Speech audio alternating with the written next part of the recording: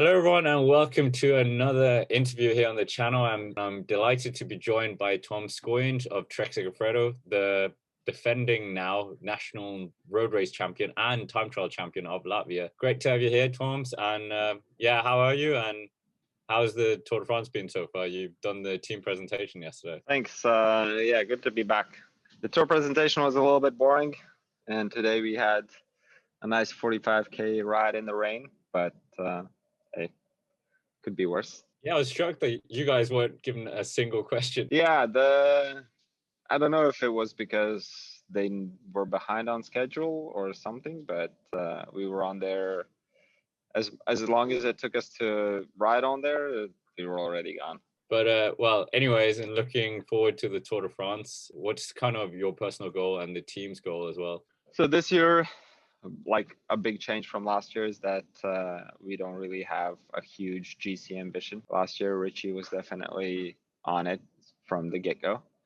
This year, however, we're like, okay, maybe we'll go for it, maybe not. I think he doesn't want to go too deep, struggle too long because he still has Olympics in mind. But at the same time, obviously, he's not going to just give up straight away, not going to sit up day one. So maybe he'll try and be there for as long as he can and then see after the first weekend, I guess, where he's at and decide from there. But overall, so that means we have more opportunities to go for stages, more firepower in the sprints, because I think I'll be able to help now as well, because I won't have to like cover a GC rider as much. And yeah, for sure, get in some breakaways and to go for some stage runs again. So I should have probably led with, how's your form and what was it like at the Latvian national championships as well? Yeah, I mean, the form is good. Obviously, it's not easy to win any race. National championships, when people are watching you even closer, is even harder. But yeah, TT was a bit hectic because I had to do two bike changes, but I still managed to win. And the road race was actually quite interesting because we had it together with Estonians and Lithuanians. So it was like a Baltic championship at the same time kind of thing.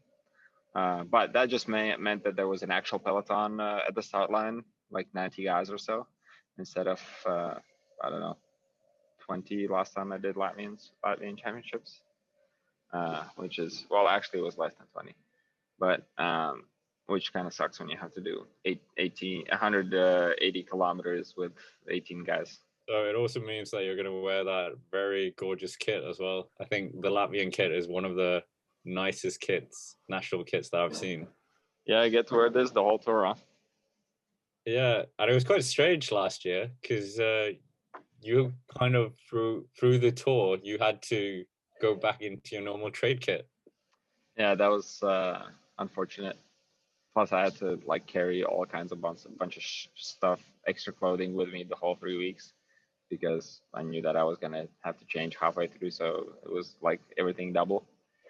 But yeah, this year, if I suddenly don't get a different color jersey from the organizers, then I get to wear this one the whole way. Anyways, last year we saw you actually doing quite well in stage 8, and we saw that lovely kit just not taking the win, which was a bit annoying for any of us who are one of your fans. So are there any stages that you've seen on the route so far? It's a bit flatter than last year, but are there any stages that you've kind of got in mind?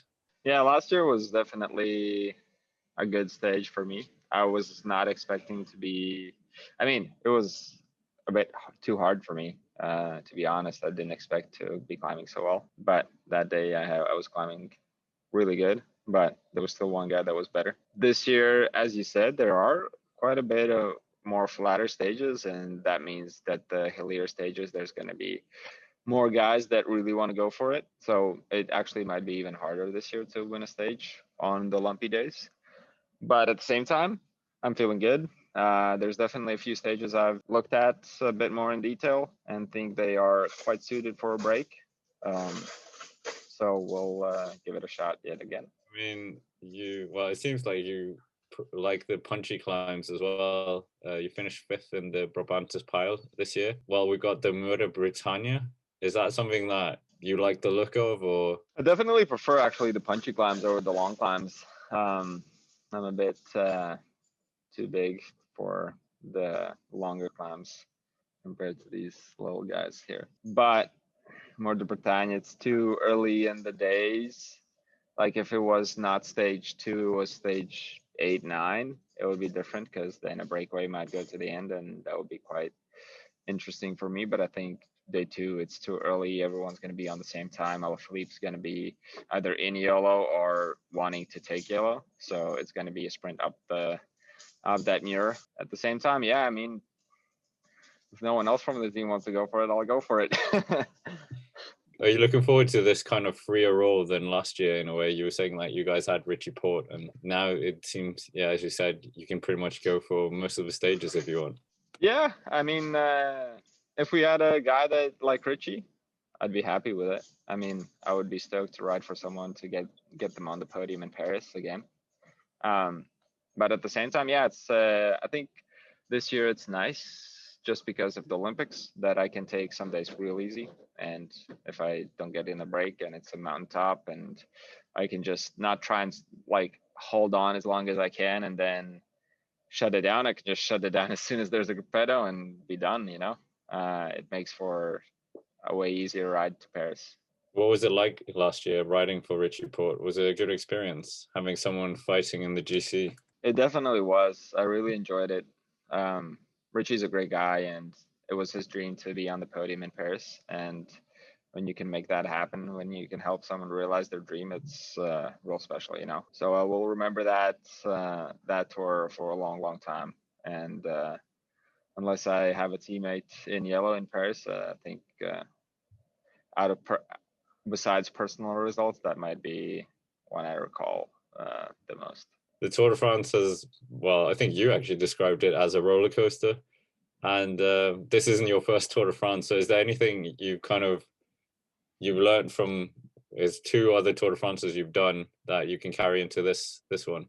I'm on the 4th now, actually. 4th, so, sorry. Yeah, no worries. Who remembers last year? It was such a weird year.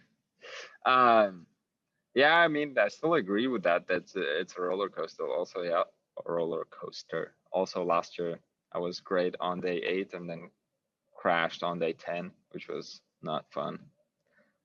So it really goes up and down, not just the climbs and not just the elevation, but also how you're feeling and how the race goes.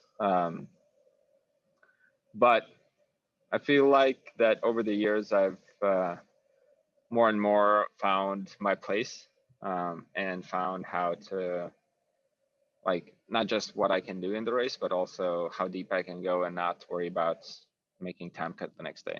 Okay, with that, thanks you very much for this interview. And of course, make sure to look in the description down below where I've attached Torms's Instagram, Twitter, and Facebook, and make sure to look out for him in the Tour de France this year, which will be quite easy with that very nice, distinctive kit. Thanks very much for your time, Torms, and yeah, hopefully speak to you again soon. Sounds good, man.